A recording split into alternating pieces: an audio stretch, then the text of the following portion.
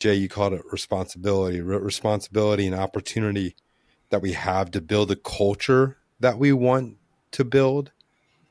And I'll give you the example.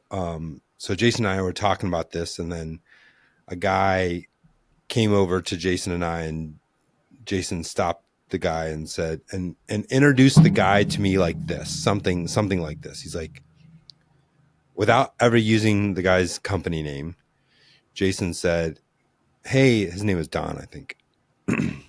Don's the kind of guy that, mixes artistry and I don't even remember exactly how he said it, but he's like, Don's the type of guy that does this and creatively solves problems in this way.